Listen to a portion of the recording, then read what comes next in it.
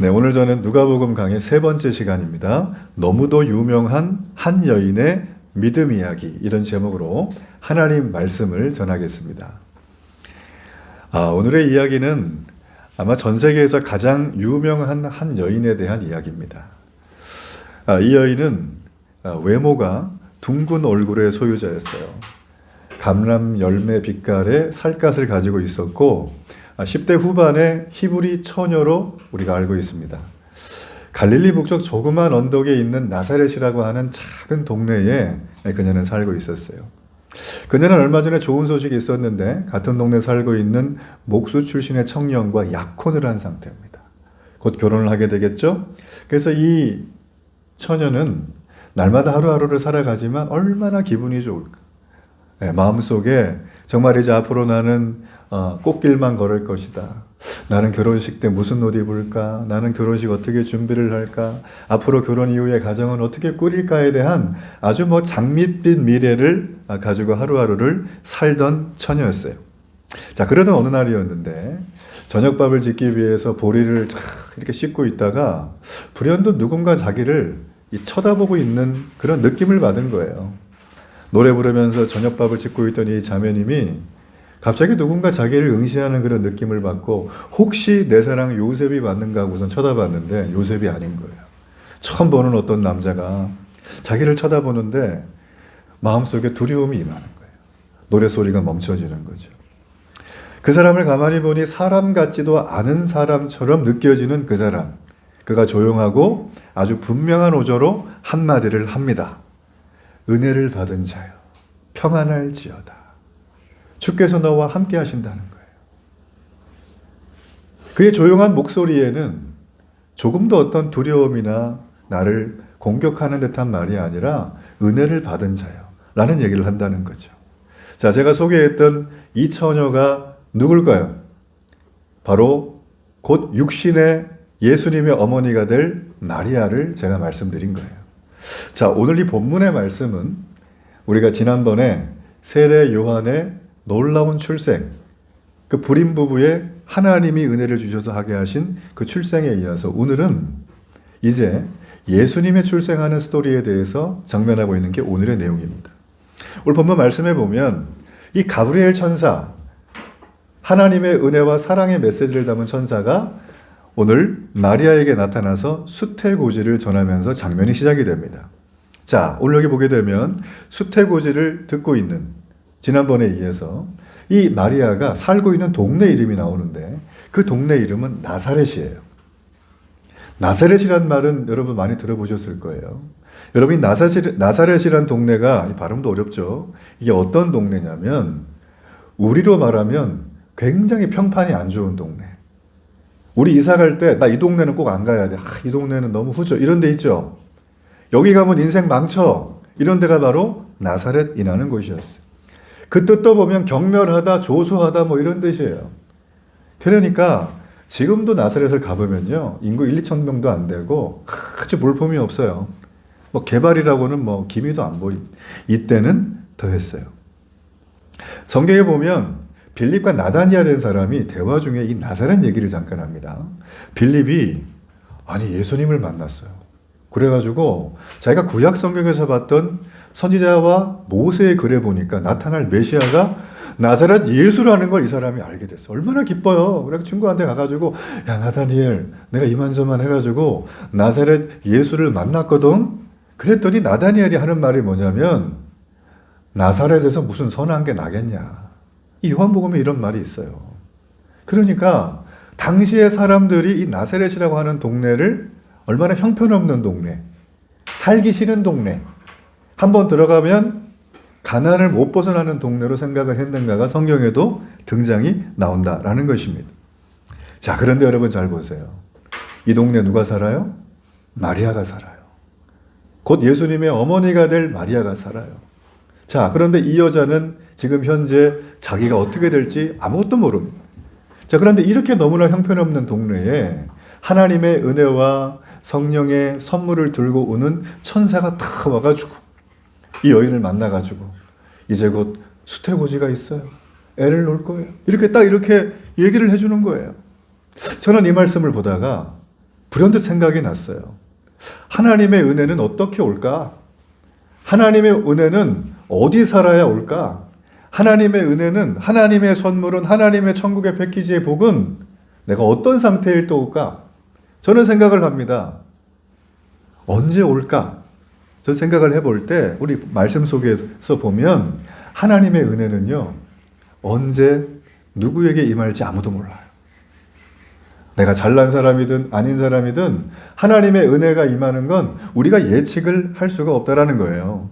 자, 여러분, 우리가 여기 보게 되어지면 이 하나님의 은혜가 예루살렘에 살고 있는 여인에게 임한 게 아닙니다.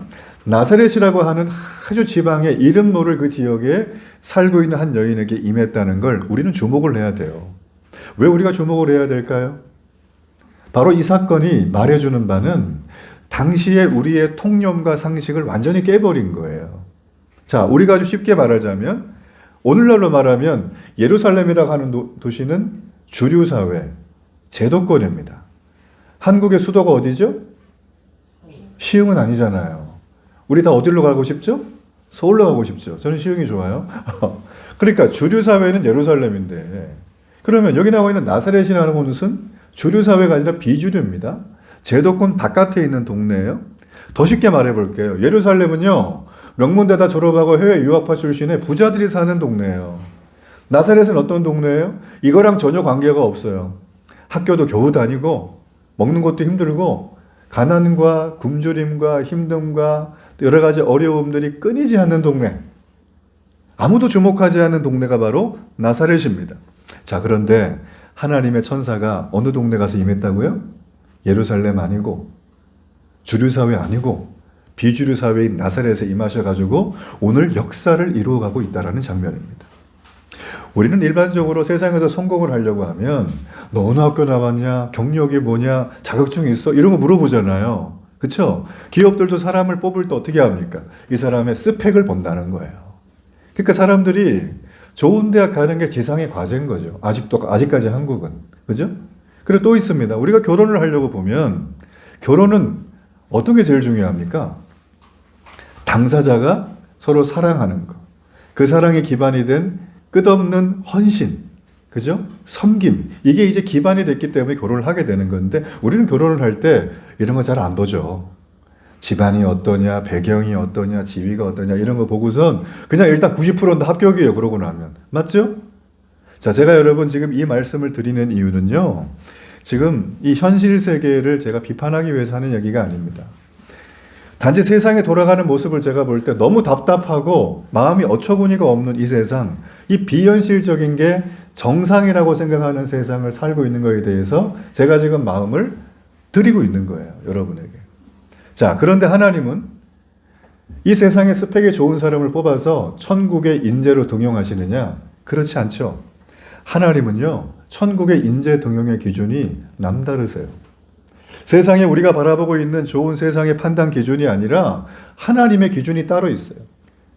만일에 세상에서 잘나고 좋은 스펙을 가지고 있는 사람을 천국에서도 하나님이 높인다고 하신다면 오늘 이 나사렛 촌동네에서 마리아에게 하나님의 메시지가 임하는 건 불가능하다는 거예요.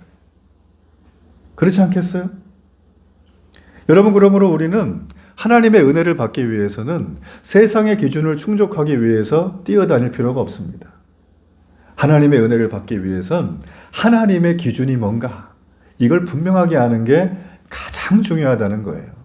자, 그렇다면 하나님의 은혜를 받기 위한 그 기준은 뭘까요? 하나님이 선택한 기준은 뭘까요? 제가 오늘 본문의 말씀에 보면 하나님은 하나님을 사랑하는 자를 만나주세요. 더 쉽게 말해볼까요? 하나님 은혜 받고 싶어요 하는 사람을 하나님은 만나주시는 거예요. 여러분, 예배 가운데 여러분이 기도할 때 여러 많은 문제를 고해야 됩니다. 기쁨으로 찬양해야 됩니다. 여러 봉사도 섬기셔야죠. 안내심도 하시고 찬양도 하시고 식사도 함께 섬기시고 다 좋아요. 다 좋은데 우리가 예배 가운데 제일 중요한 게 뭐냐면 우리 신앙의 엔진은 은혜 받기를 사모하는 거예요. 하나님 내게 은혜를 주시옵소서. 하나님, 내가 은혜 못 받으면 한 주간 못 삽니다. 이 은혜가 내게 모든 것입니다. 하나님, 그 마리아에게 임했던 은혜 내게도 허락해 주시옵소서. 여러분, 우리가 이런 도움의 간구를 하나님 앞에 드려야 될 줄로 믿습니다. 우리가 성경에 너무나 유명한 분 계세요. 자, 홍해의 기적, 바닷물을 갈라서 이 사람 누구죠? 누구예요? 모세예요, 모세. 영화도 많죠. 그죠? 이 모세가 바닷물을 탁 갈라가지고 수많은 이스라엘 백성들을 살렸던 민족의 용도자 아니겠습니까? 근데 여러분, 모세가요, 그 용도자 되는데 고통이 많았어요. 모세는 정말 마음에 의로운 사람이에요. 자기 동족이 고통당하고 있으니까 그 동족에게 도움을 주려고 갔다가 잘못해가지고 상대방을 죽이는 살인의 죄를 저지르고 말았어요. 이 사람은 살 수가 없으니까는 그 첨단 문명의 이집트를 도망가서 광야에서 살 수밖에 없었습니다. 그는 그 광야 속에서 더 이상 인생 끝났다고 생각했어요. 1년, 5년, 10년, 30년, 40년 동안 그 모세의 인생은 광야에서 끝난다고 봤어요. 그러나 하나님은 그 광야 연단의 기간을 통해서 민족의 지도자로 모세를 가꾸어 가신 거예요. 거칠거칠한 돌처럼 생겼던 모세를, 의협심 강하고 성격 예민하고 자기 뜻에 안 맞으면 다 뒤집어 엎던 그런 모세를 아주 강에서 맨질맨질하게 그냥 조약돌 같이 만들어 주신 거예요. 그러고 나서 하나님이 그 모세를 그에게 일으켜 주신 거죠. 모세는 40년 동안 하나님과 날마다 교제해요.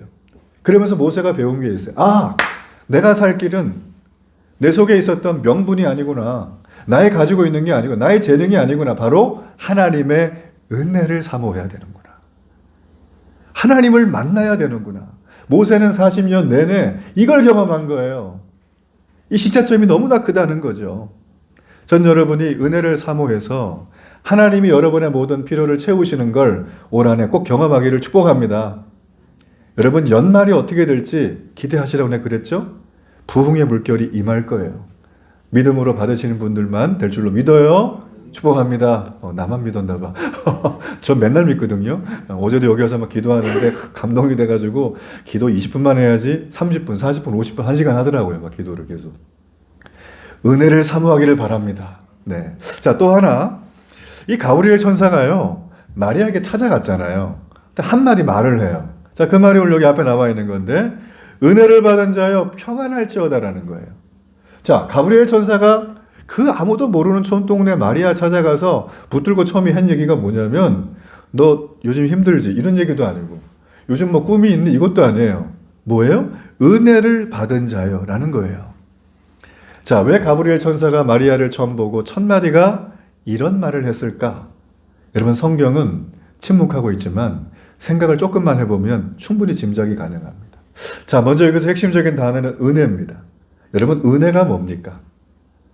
제 친구가 김은혜인데요. 이런 은혜예요? 저는 그레이스예요. 이게 은혜입니까? 여러분, 은혜가 뭐예요? 은혜가.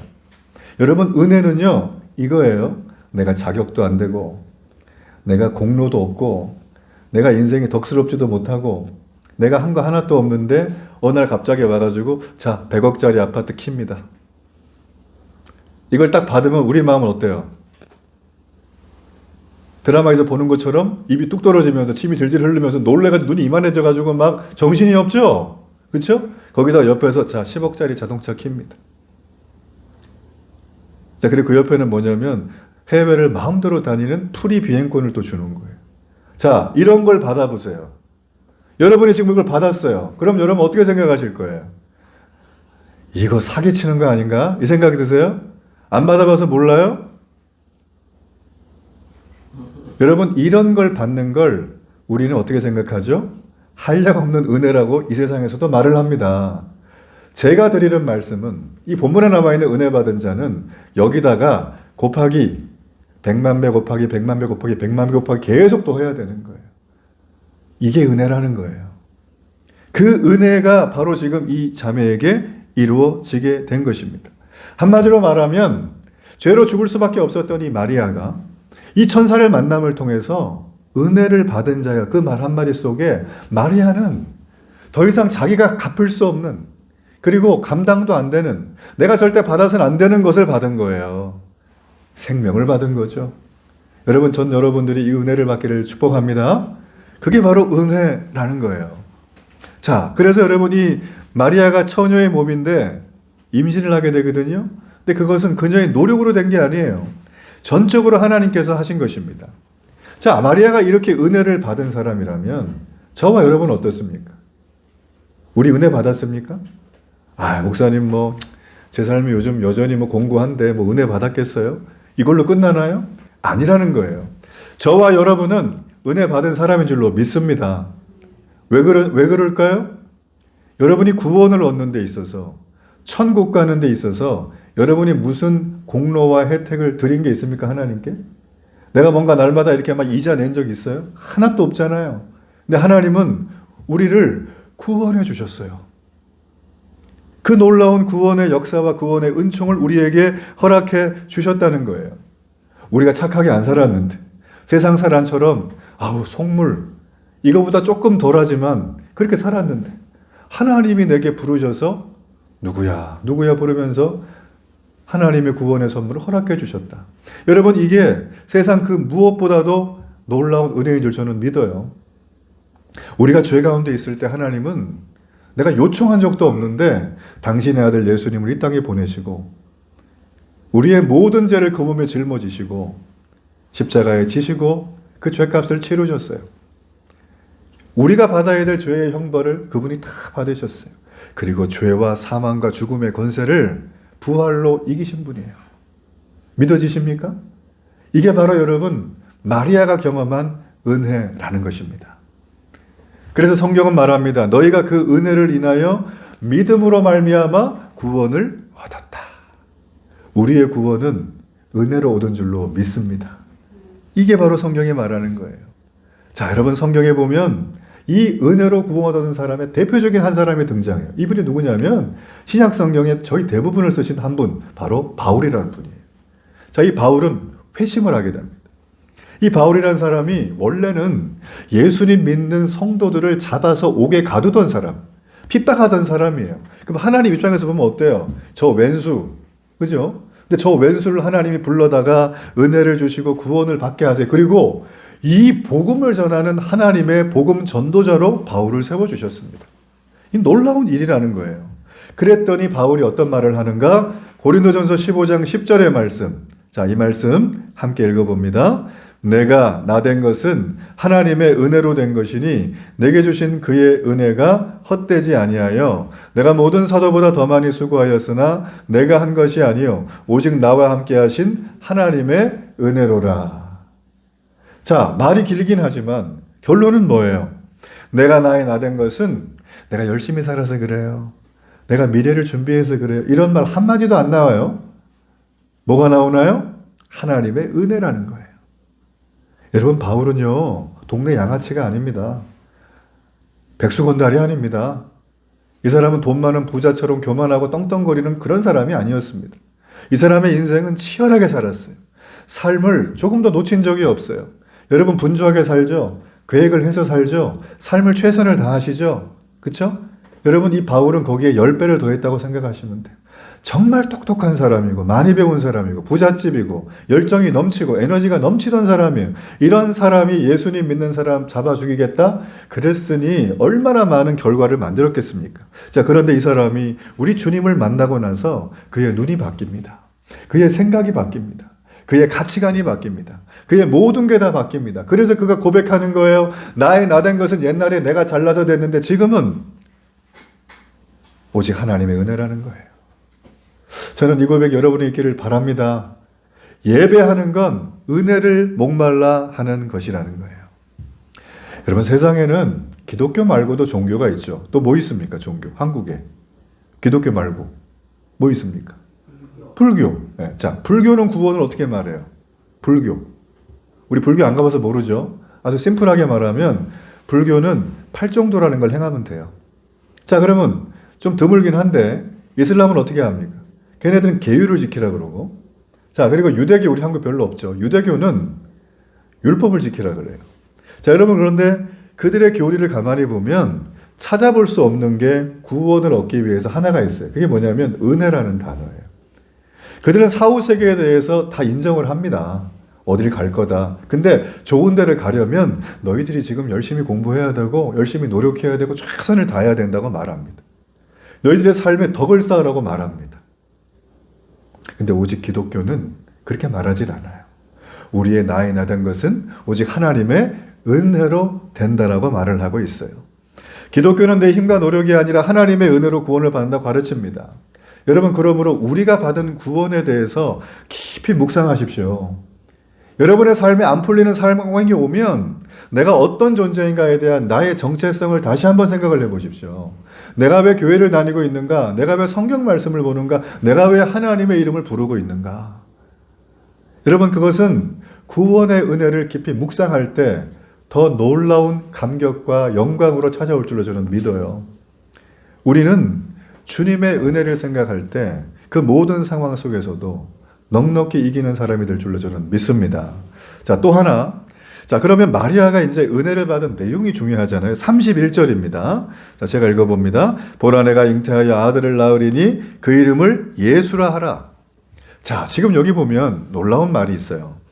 자, 지금 여기 보면 처녀가 아이를 낳을 것이다 라고 하는 정말 아주 우리가 생각하기에는 굉장히 어려운 어떤 문장이 등장을 하죠. 자, 지금 마리아에게 이 소식이 전해졌습니다. 그러면 마리아 개인에게, 그 여인에게 이 소식이 정말 좋은 소식이에요? 처녀가 아이를 낳을 것이다? 뭐 그때도 그렇지만 요즘에도 예전하고 많이 인식이 달라지긴 했지만 처녀가 아이를 낳아도 사는데 큰 불편함은 없어졌어요. 여러분, 근데 지금 이때가 언제예요? 2000년 전에 유대교 율법을 아주 보수적으로 지키던 그런 사회예요. 자, 이때 만약에 처녀가 아이를 낳는다는 건 그냥 죽음을 의미하는 거예요. 약혼자가 만약에 이 여인이 부정하다라고 말을 하면 동네 사람들이 광장으로 데리고 가가지고 돌로 쳐 맞아가지고 죽게 합니다. 혹여나 도망을 가요? 살 길이 있을까요? 살 길이 없어요. 집에서도 안 받아주는 거예요. 그러니까 당시에 지금 이 상황은 너무나 매우 위태롭고 힘든 상황이라는 거예요. 자, 그렇기 때문에 지금 이 처녀였던 마리아가요, 아이를 낳을 것이다라고 하는 천사의 정말 너무나 따뜻한 이 메시지는 따뜻한 게 아니라 죽음의 메시지예요. 고난의 메시지예요. 좋은 소식이 아닙니다. 마리아에게 앞으로 닥치게 될 엄청난 고난의 뉴스를 예고하는 스포를 지금 보여준 거예요. 여러분이 마리아라면 이 천사의 메시지가 아무리 귀하고 너무나 값어치 있다고 해도 이걸 그대로 받으시겠습니까? 여러분이 마리아라면 지금 이 소식을 들으면서 뛰면서 기뻐할 수 있을까요? 저는 못할 것 같아요. 불을 보도 뻔한데 내가 곧 죽든지 삶의 고난이 끝까지 계속 가든지 둘 중에 하나거든요. 자, 여러분, 우리가 이걸 통해서 하나 귀하게 깨달아야 될 영적 메시지가 있어요. 여러분, 은혜 받고 싶으시죠? 하나님 만나고 싶으시죠? 하나님의 은혜 가운데 날마다 수용하고 싶으시죠? 24시간 일주일 내내 하나님 은혜로 삶을 살아가고 싶으시죠? 그렇죠? 그러려면 고통이 따라간다는 거예요. 하나님의 은혜와 고통은 다른 단어가 아니라 함께하는 단어입니다. 대표적으로 우리가 믿음의 조상이라고 하는 사람이 있어요. 구약에. 누굽니까? 네 글자. 아시. 누구예요? 아브라함이잖아요. 여러분, 믿음의 조상 아브라함은 75세에 하나님의 약속을 받습니다. 하나님이 야, 너 복의 근원이 되게 할 거야. 너 때문에 세상 모든 사람 복 받아. 와, 기가 막힌 말입니다. 근데 아브라함한테 얘기합니다. 너 있잖아. 너 저 회사 그만두고 사업체 다 정리하고 집도 팔고 애들만 데리고 떠나. 고향을 떠나라 그래요. 여러분, 이때는 거의 3000년 전이에요. 당시에는 지금처럼 좋은 물류 인프라나 금융 시스템이나 주거가 있는 게 아니에요. 당시에는 얼마나 많은 도적대와 위험이 많은지 몰라요. 병도 많이 걸리고. 그러니까 살아날 길은 하나였어요. 혈족으로 사는 거예요. 혈맹으로. 같은 동네 살아야 돼요. 그래야지만 거기는 김씨 집성촌, 강씨 집성촌처럼 아브라함 집성촌에 살아야 되는 거예요. 그런데 지금 거기를 떠나라는 거죠. 이건 무슨 말일까요? 요즘 말로 하면, 심하게 말하면 죽으러 가라는 거예요. 한마디로 말하면. 아니, 하나님이 천사 보내가지고 복 주신다고 하셨는데 복의 근원되라 했더니 갑자기 죽으러 가라 그러니 아브라함이 이걸 받아들이는 건 보통 어려운 일이 아니었다는 거예요. 그뿐이겠습니까? 구원의 방주를 만들었던 사람 이름이 뭐예요? 구원의 방주. 노아잖아요. 이 노아도 아브라함과 비슷한 시대의 사람인데 이 노아는 성경 말씀을 가만히 보면 재밌는 게 노아 시대에 유일하게 은혜를 받은 사람이 노아예요. 하나님께 은혜를 받은 사람 딱 한 명. 그럼 나머지 모든 사람은 살아있지만 은혜를 받은 사람이 아니잖아요. 자, 노아가 이렇게 하나님 앞에 메시지를 듣습니다. 어떤 메시지를 들었냐면 너는 배를 만들어라. 내가 물로 심판할 거다. 그래서 노아가 만드는데요. 당시 노아 말고 주변의 사람들은 온갖 육신을 즐겁게 하고 세상적인 쾌락에 빠져서 그냥 자기 몸이 원하는 대로 살아갔던 사람들입니다. 아무 일이 안 나타나요. 그런데도 불구하고. 근데 노아는 무려 120년 동안이나 누구의 지원 하나도 없이 혼자서 죽을 힘을 다해서 방주 만들려고 고생을 합니다. 여러분, 이게 하나님의 은혜의 메시지인가요? 자, 뿐만 아니라 우리가 히브리서 11장에 보면 하나님의 은혜를 받은 사람들의 이름이 쭉 나옵니다. 근데 거기 보면 이 사람들이 어떤 일을 당했는가? 수많은 사람들에게 채찍질을 당하고 옥에 잡혀가고 감옥에 가고 결박을 당하고 돌에 맞아 죽고 톱으로 켜서 죽고 맹수의 밥이 되고 양과 염소의 가죽을 입고 도망다니고 궁핍하고 환난당하고 학대를 당해요. 하나님의 은혜를 받은 자가 이런 삶을 당한다는 거예요. 아, 목사님 설교 들으니까 이제 예수님 믿지 말아야겠다. 이런 생각 하시는 분이 계신데 설교를 끝까지 들으셔야 돼요. 제가 이 얘기만 하고 딱 끝나면은 문제가 많아지는 거예요. 하나님의 은혜를 입은 자들이 한결같이 보면 처음부터 잘 되고 꽤 잘 돼야 되잖아요. 근데 그런 게 아니라 은혜를 받기를 원하고 은혜를 받은 자들은 그와 함께 고통도 받았다는 거예요. 고통은 필수라는 거예요. 그래서 사도 바울은 말합니다. 빌립보서 1장 29절의 말씀. 자, 이 말씀 함께 읽어볼까요? 그리스도를 위하여 너희에게 은혜를 주신 것은 다만 그를 믿을 뿐 아니라 또한 그를 위하여 고난도 받게 하려 하심이라. 말씀에 나와 있죠. 은혜를 받게 하지만 고난도 받게 한다는 거예요. 자, 그러면 우리의 현실을 보자는 겁니다. 내 신앙 상태, 나를 보자는 거예요. 나는 주님 앞에 은혜 받기만을 좋아하지 주님이 말한 고난 받는 것을 즐거워하지 않는 거 아닌가?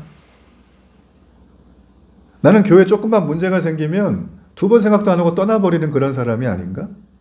나는 내가 손해보는 일이라면 아예 관심조차도 두지 않는 그런 사람이 아닌가? 여러분, 우리가 이런 자세로 주님 앞에 나가게 되면 주님께 받은 은혜가 그 사람의 삶을 이끈다고 말할 수가 없어요. 우리는 죄의 노예에서 사망의 굴레에서 심판과 지옥의 굴레에서 벗어났다라고 하는 성경의 복음의 메시지가 뭔지를 잘 깨닫지를 못하게 되는 겁니다. 왜 수많은 믿음의 선배들이 자신의 시간을 드리고 자신의 재산을 드리고 자신의 목숨을 바쳐서 우리 주님을 따랐는가? 그건 바로 그들이 얻은 구원이 그 모든 것을 압도하기 때문이에요. 그 모든 게 하찮다는 게 아닙니다. 다 필요한 것들이지만 그걸 완전히 이끌어간다라는 것입니다. 미국의 유명한 스카펙이라고 하는 정신과 의사이자 베스트셀러 작가가 있습니다. 이분이 쓴 책 끝나지 않은 길이라는 책이 있어요. 화면을 보여주세요. 자, 여기에 보면 이 책은 뉴욕타임즈 북 리뷰에서 선정을 했는데 미국에는 하루에도 한 600여 권 이상의 책이 출간이 됩니다. 그 중에서도 베스트셀러의 자리를 10년 이상 지켰던 최장수 스테디셀러 중에 한 권이에요. 자, 이 책에서 말하는 내용이 뭐냐면 더 풍요로운 삶을 사는 오늘날의 현대인들이 오히려 정신적으로 각박한 삶을 사는 이유에 대해서 기록을 해놨습니다. 한국에는 이미 한 27, 8년 전에 번역돼서 나왔어요. 꼭 읽어보시길 바라요. 자, 그 책에는 이런 얘기가 써져 있습니다. 현실의 문제를 직시하지 않기 때문에 오늘날의 사람들은 필요 이상으로 삶을 어렵고 힘들게 살아가고 있습니다. 문제를 극복하기 위해서는 그만큼 고통이라는 대가를 지불해야 되는데 요즘의 사람들은 그 고통을 두려워해서 그냥 도망가 버립니다. 문제를 문제로 인식하는 것, 첫 번째. 그 문제를 해결하기 위해선 대가가 필요하다는 것. 이 두 가지만 알면 우리의 삶이 훨씬 풍요롭고 행복할 것입니다. 이 책은 시종일관 이 얘기를 쓴다는 거죠.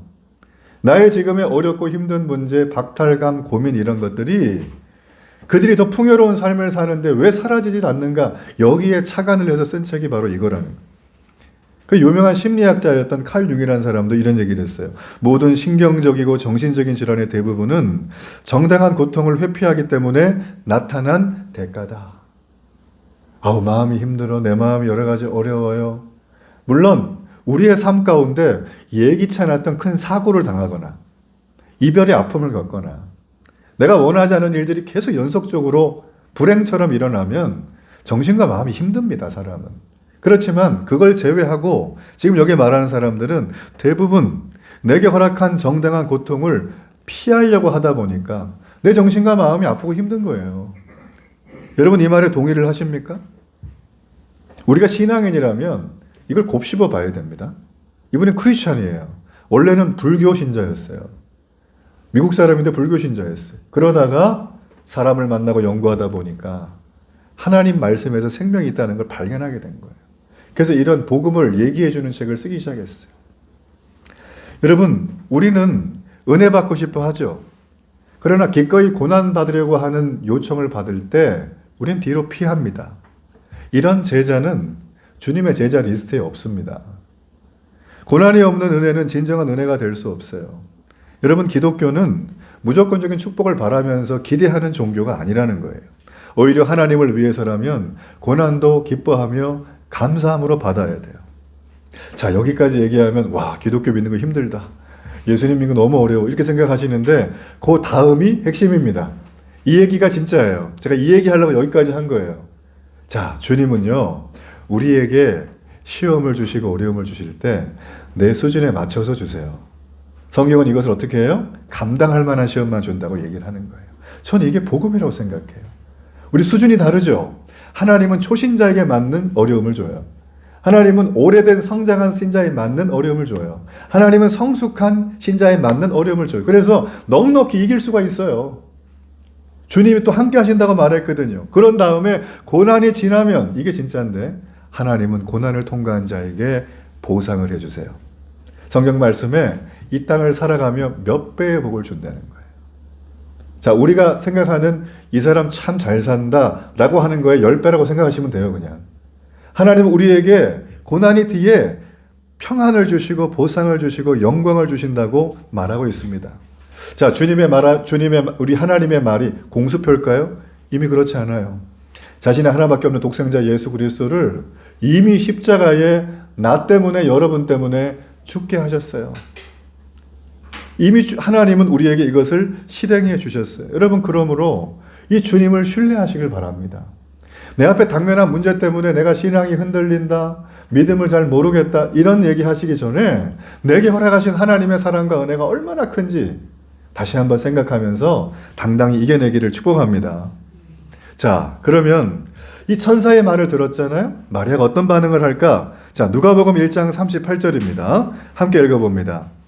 마리아가 이르되 주의 여종이오니 말씀대로 내게 이루어지이다 하매 천사가 떠나가니라.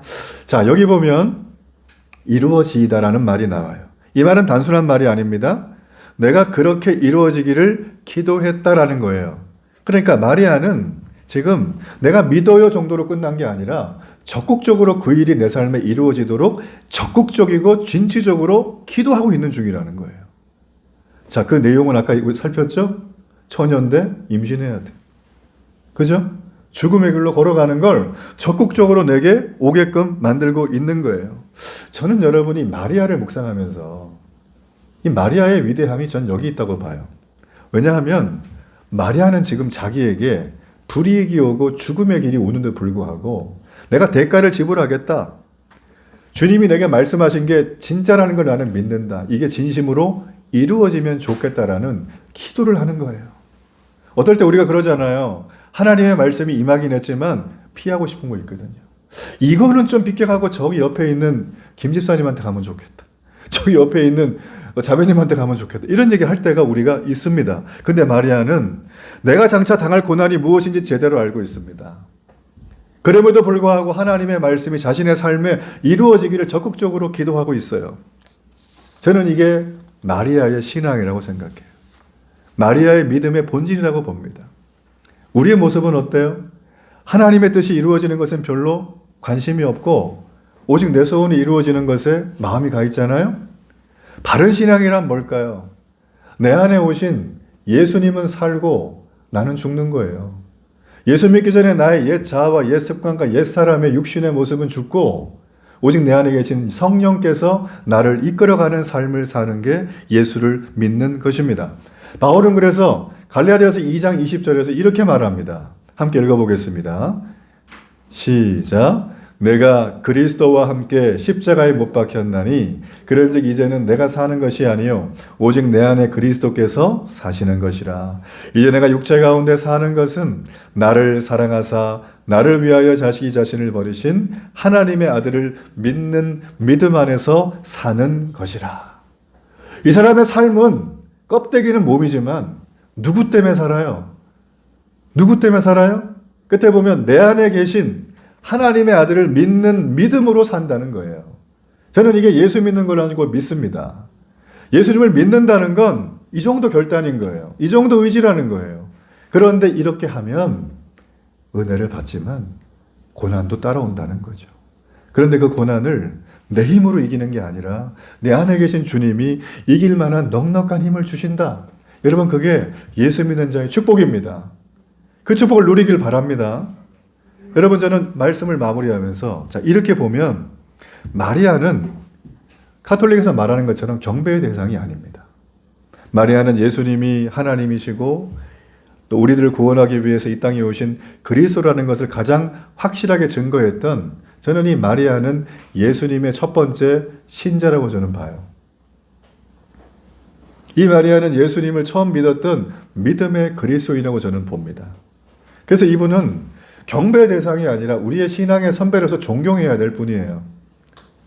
어디처럼 천주교처럼 마리아를 우상으로 떠받드는 게 아니라 이제 우리는 은혜와 함께 고난도 기쁘게 받으려고 하는, 하나님의 말씀이 이루어지는 것에 대해서 내가 대가를 기꺼이 지불하고자 하는 이 마리아의 신앙을 우리는 본받아 가야 돼요. 그분은 경배의 대상이 아니라 은혜를 만들어서 나눠주는 분이 아니라 그저 은혜의 통로일 뿐인 거예요. 마리아를 경배하면 안 됩니다. 자, 그런데 마지막으로 이 마리아가 천사에게 전해준 말을 듣고 마리아가 반응하는 게 나옵니다. 자, 이게 36절의 말씀인데, 보라 내 친족 엘리사벳도 늙어서 아들을 배었느니라. 본래 임신하지 못한다고 알려진 이가 이미 6달이나 되었나니란 말이 나와요. 자, 여기 말씀해 보니까 마리아가 들을 때 기가 막힌 거예요. 천사가 무슨 말을 하냐면, 너 친척 중에 나이 많고 늙어서 경수가 끊어진 여자분이 있거든. 애 못 낳아 이분은. 근데 지금 6달 됐다 임신한 지. 이 얘기를 탁 들은 거예요, 마리아가. 그러니까 마리아가 이 얘기를 듣고 어땠을까요? 하나님의 은혜로 된 걸 깨달았잖아요. 그러면 지금 천사가 와가지고 자기한테 하는 말도 안 되는 그 얘기 있죠. 그 얘기를, 야, 하나님 은혜가 임한 자는 이거 되겠구나, 이렇게 믿어버린 거예요. 그리고 그렇게 되도록 하나님 앞에 결단하고 기도하고 있다라는 거예요. 마리아는 지금 자신과 가까이 있는 사람이 하나님의 은혜를 임한 것을 보고 나서 자신에게도 그와 동일한 은혜가 임할 것을 믿어버렸습니다. 여러분, 우리는 나랑 가까이 만나는 사람, 그 사람이 사실은 내 모습입니다. 내가 가까이 하는 사람의, 그 사람의 특징, 그 사람의 형태, 그 사람의 삶의 스타일이 내 스타일이에요. 제가 여러분에게 부탁합니다. 전도하기 위해서 비신자와 불신자를 만나는 건 괜찮아요. 어느 정도까지는. 그런데 내 삶의 가장 중요한 핵심 포인트에 그들을 데리고 오지 마세요. 여러분이 뭔가를 결정할 때 뉴스 듣고 세상의 부정적인 말을 듣고 여러 가지 술수를 쓰는 사람 말을 듣고 결정하지 마세요. 반드시 문제가 생깁니다. 여러분의 삶에 중요한 어떤 아젠다가 있으면 세상의 목소리가 아니라 하나님의 말씀에 귀를 기울여야 돼요. 전 여러분에게 그런 은혜가 있기를 바랍니다. 그러므로 우리가 믿음의 사람이 되려면 내가 구원을 받은 것으로 만족하고 끝내지 말고 더 큰 구원의 은혜를 누리며 사는 사람이 돼야 되거든요. 그러려면 주변을 찾아보세요. 그러면 믿음을 가지고 구원으로 살아가는 정말 신실한 성장한 신앙인이 많습니다. 여러분, 그런 분들과 의도적으로 관계를 형성하세요. 그 제일 좋은 게 뭐냐면 여러분, 공동체 찾는 거고요. 그리고 책도 보시는 게 좋아요. 믿음의 책들. 그리고 성경을 보는 거예요. 그럼 그 안에 수많은 믿음의 사람들의 길들이 있다라는 거죠. 오늘 우리는 이 예수님을 낳은 마리아를 통해서 예수님에 대한 정말 위대한 증언을 들었어요. 예수님은 누구신가? 큰 자라는 거예요. 예수님은 누구신가? 하나님의 높으신 아들이라는 거예요. 그분은 인간으로 이 땅에 오셨어요.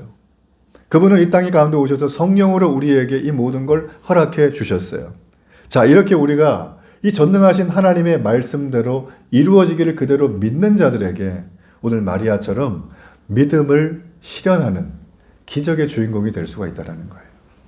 여러분, 하나님의 은혜는 잘나고 똑똑한 사람에게, 그 사람에게만 오는 게 아닙니다. 하나님의 은혜는 내가 대가를 지불하고 나서라도 주님의 뜻대로 살려고 몸부림치는 사람들에게 오신다는 거예요.